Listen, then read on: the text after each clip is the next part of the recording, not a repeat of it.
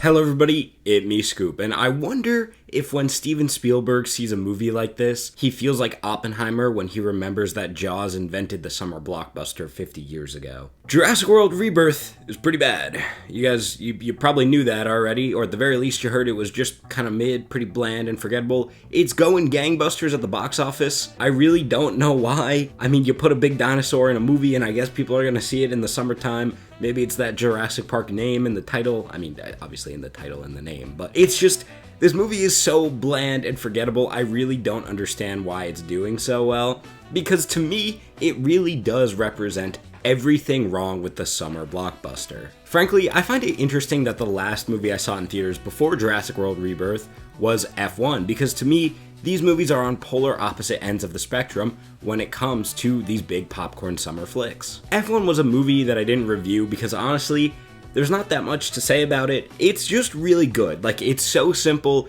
and the execution is just dang near flawless. Like, I don't have that much to say about it. But what I would think is interesting is comparing it to Jurassic World Rebirth. Although the films don't have much in common, that's actually why I think they're pretty good to compare. A review of F1 would mostly just be stating the obvious. Brad Pitt is a true movie star, okay? Tom Cruise may be the last real movie star, but like Brad Pitt is still around here too, okay? And this movie absolutely proves it because his character is so simple. Sonny Hayes mostly just walks around while Brad Pitt aura farms as this aging, sort of out of his prime race car driver who has one final shot at the title of the best driver in the world, even if it's for one night only. The story is so simple, rather predictable, but like I said, the execution is just absolutely on point. The stakes here are just that Brad Pitt wants to win a race to say he's the best race car driver in the world for a night, and Javier Bardem's character, who owns the team, just wants his team to stop losing every single race so he doesn't have to sell them off. It's really simple, but they manage to make every single race feel life or death, even though the stakes are, it's just a race that they really want to win. F1 does exactly what the audience expects, and does it so well. They crank the score, they make those cars feel like they are flying down the track at Mach speeds, like every inch gained on their competitors is 1 inch closer to crossing that finish line and beating their competition, and it is magnificent. It's just so earnest in its attempts to excite us. Meanwhile, Jurassic World Rebirth is just an absolute slog. So take Brad Pitt's character Sonny Hayes from F1 and compare that to Scarlett Johansson's character here in Rebirth. Like I said, Sonny Hayes is a bit of a slightly past his prime but still pretty top banana race car driver he's not very emotional, he's mostly just joke cracky, he kind of gets on people's nerves sometimes because he can be kind of abrasive. Scarlett Johansson's character is pretty similar. She's a mercenary, basically. She's getting kind of up there in age, she's getting ready to retire, she's very dry, sarcastic, she mostly just cracks jokes, and yet Sonny Hayes is an incredible protagonist, whereas whatever Scarlett Johansson's character's name is absolutely atrocious. Scarlett Johansson is, of course, a very talented actress. This has been proved for a long time. She's now officially the highest grossing actress to ever work in Hollywood, or actor, any on-screen presence in Hollywood, which is mind-boggling. I mean, like I said, she is a great actor, but some of her performances in these blockbusters, she's kind of phoning it in. And this is definitely one of them because she just has nothing to work with here. Every single line is just dry and sarcastic, and she never lets her emotions seep out in any way, shape, or form, and that just doesn't make for a compelling protagonist at all. While Brad Pitt in F1 is pretty similar, he usually doesn't get very emotional. He does have a few moments where he finally does kind of fly off the handle a little bit. He shoves somebody against a wall, he gets ready to punch him or slap him across the face.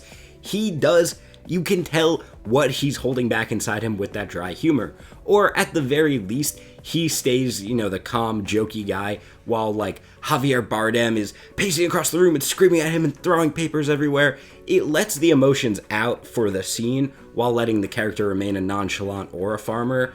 So when you compare that to Jurassic World Rebirth, it's really just no contest. In Jurassic World Rebirth, there is a scene between Scarlett Johansson's character and Mahershala Ali's character. They're both mercenaries. These are both incredible aura farming actors, no different than what we had in F1. But here, when these two characters are discussing the people closest to them that they've recently lost, there's zero emotion. Like I said, in comparison to F1, where Brad Pitt is mostly aura farming back in the bed, just kind of chilling, and Javier Bardem is like screaming at him and throwing shit around and whatever, he's letting his emotions out. In Rebirth, Johansson and Mahershala Ali both have no reaction. They're both just like, yeah, grief, that's some tough stuff. Yeah, you ready for this next mission? This is gonna be pretty sick, right? Hopefully we'll survive this one. They're helping the mosasaur defend territory, stalk, hunt. None of what you just said is good. And it's just, when both characters act like that, I can't get invested in it. When they both seem so emotionally detached from their own lives, how do they expect me to become emotionally attached? Basically, every character in Rebirth has nothing going on. Like, they all get to this island, half of them have a specific task, the other half are just this random family who, like, washes ashore. This movie's 2 hours and 20 minutes, which it doesn't deserve in any way, shape, or form. The entire family washed ashore subplot could have just been chopped and made this movie like a nice hour 45, because these people genuinely have nothing happening. They're just there to try not to die. And guess what?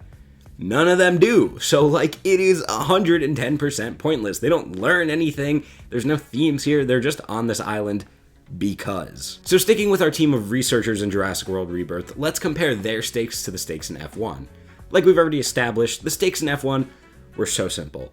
The team just wanted to stop losing every single race. Not even, like, win every race, just stop coming in dead last. It's so simple, and yet, like I said, every race practically feels life or death with the way that they hype up every tiny little improvement that the team manages to get. Like, they make it so every fraction of a second they shave off between races is a huge deal. It just makes it all seem so much more interesting than just, let's not get dead last in this race. In Jurassic World Rebirth, the researchers have to get a sample from 3 dinosaurs, 1 air, 1 earth, 1 water. There's just no progression. There's no sense of stakes. Like, the first one they go after is the mosasaur, and this takes over like the first third of the movie, and it honestly, it feels like a shittier retread of the Meg. They're out on the open ocean, they got this big warship going after the mosasaurus, and the thing is battering their boat around, they're chasing it on the high seas, they gotta tag it with the thing, and it's just like, it's just really lame.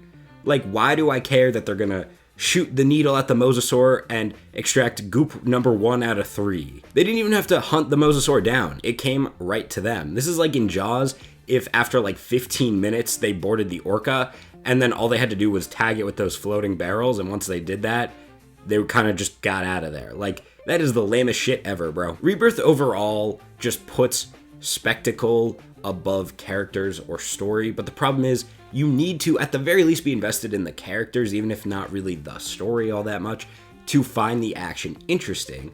And the other issue is that the spectacle here is kind of ass. It has this really strange feeling to it that I can't quite put my finger on. I've never seen this before, but every action set piece in the movie feels like set up not for a sequel or for a spin-off, but for a Universal theme park ride. There's like the not so lazy river where you're being chased by a T-Rex, the roller coaster where the mosasaur's right behind you and you gotta go at Mach speed to escape it, and you're getting, sprayed by some wind and some water as you go along the track. The drop ride where you gotta go down the thing and, oh, look, the pterodactyl soaring in the sky above you, be careful. Like, Universal theme park rides are sort of a mix of the ride and like a simulation to kind of put you into their films. It's very cool. It's very different than what Disney does, and I respect that. But there's something about this movie where I couldn't take any set piece seriously because it just felt like it should have been turned into a theme park ride, and it would have been more exciting that way than watching it in the movie. I think it has something to do with the way the film is shot. Everything during these action set pieces is in a wide shot. I'm assuming it's so you can understand the scale of the dinosaurs,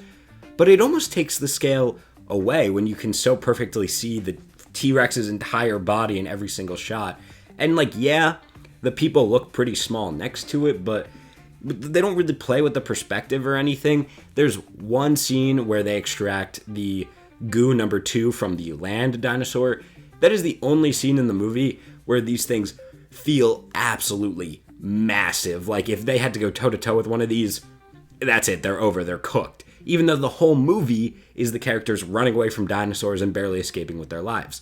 This one scene with these 2 really cute dinosaurs, like, low-key going at it with each other is the only one with a decent sense of scale. I think the score also doesn't really help. I mean, the original Jurassic Park score is one of the most iconic of all time, and the only song I can remember, or piece of the score, composition, whatever you want to call it, that I can recall from Jurassic World Rebirth is one where they kind of remix, doesn't feel like the right word, but they sort of redo the original theme. Like, it's different, but you can definitely tell that's pretty much exactly what it is. Right at the end of the film, the rest of the time, the music was pretty quiet. You mostly just hear people screaming and dinosaurs roaring and, like, the crash of the branches of the trees or the splash of the water or whatever. Like, the score is not doing any work here, and that doesn't do the action any favors. The only somewhat decent character in this movie was Jonathan Bailey playing like the lead scientist of our team. The scene that I mentioned previously, the only one that had any sense of scale, there was this really beautiful moment where he walks up and he just lightly touches his hand to the dinosaur's absolutely massive leg. Like, this guy touching this dinosaur, he's like a fly on it, which is kind of cool. It's genuinely a really wonderful moment because they've established this guy lives and breathes dinosaurs. Like, they are the coolest thing ever to him, but he's never had the chance to properly observe them in the wild, in their natural habitat. And this is him doing that, like, at its absolute finest, right? So that was a beautiful little moment. This character is really the closest that this movie ever comes to, like, touching the original Michael Crichton novel that focuses really heavy on the science and sort of realistic aspect of making a clone dinosaur park. He has a line that goes something like, "You're asking me how I would value the morality of the life of genetically engineered dinosaurs from an accountant's perspective?" And it's a funny bit because, like, yeah, dude, a company that combines entertainment and, like, genetic engineering or healthcare, whatever you want to call it, arguably the two greediest types of companies in the world, forged into one, like, they would have to consider these dinos some sort of tax write-off or R&D expenditure, something like that. Like, it is an interesting question to ponder. He gets a lot of moments like this where it's like, yeah, in real life, like, what is the morality of any of this? How would these creatures be treated if these were real, bottom line focused, ultra greedy companies that we have in the real world? Because for the most part, the shortcuts that these films explore are just that, like, the safety systems aren't good enough. They build a dinosaur that's just too dangerous. Like, they don't expand upon it too much, and I think digging more into that original novel, that Michael Crichton style of writing, would be a really cool direction to take with this franchise.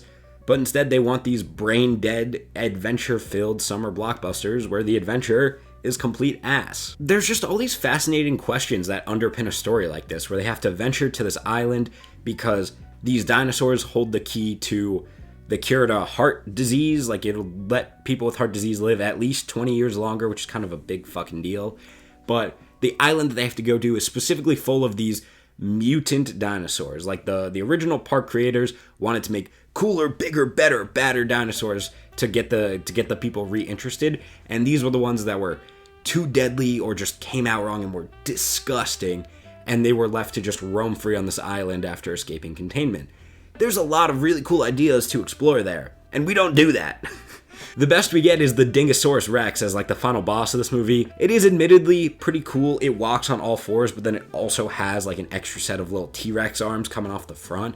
So it can, like, stomp on shit, or it can grab you with its front arm and then, like, slash you with the T-Rex arm, and it's got the giant mouth and the dingus, the boulder brain in the front. Like, it's a pretty cool dino, but thematically, idea-wise, there's not much going on besides it being a pretty good, creepy design. At the end of the day, Rebirth really just feels like a cash grab.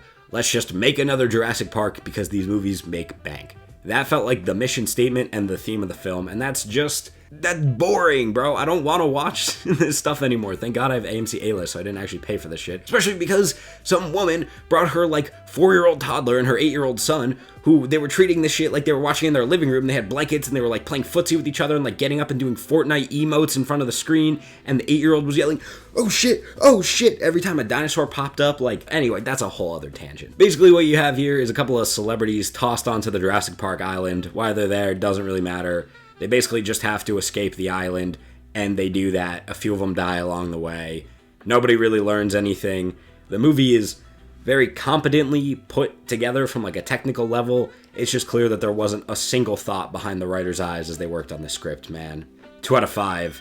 This is just boring and bland and just completely uninteresting. Lame-ass movie. So yeah, moral of the story, go watch F1 if you haven't. Don't wait for it to come to Apple TV+. Go see it in a theater. It doesn't got to be an IMAX theater, but man, that is a theatrical experience. Jurassic World Rebirth, on the other hand, I don't know, if you really want to see the Odyssey trailer, go check it out. It's literally a whole event. Like, the trailer stop, the AMC ads play, and then you get the Odyssey trailer, and it's like 1 year from today. Because, the movie's still a full year away. That was some sick... That movie had hella aura. Like, I will remember watching the Odyssey trailer for the first time with that, like, whole event feeling around it 10 times better than I will remember watching Jurassic World Rebirth. Oh, dude, I literally... Hold on, I meant to freaking... Give me a second here.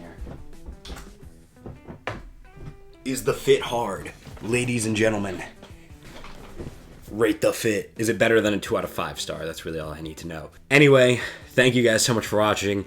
Really appreciate it. Like this video if you've enjoyed. Subscribe if you enjoyed it. Even more than that, leave a comment letting me know your thoughts. Was the Odyssey trailer fire? Did you see Jurassic World Rebirth? Are you excited for the rest of the movies coming out this summer? The other big blockbusters? Have you seen F1? Is it 10 times better than Jurassic World Rebirth? You don't even have to tell me that because we all know it's true. Thank you very much for watching, and keep it crispy.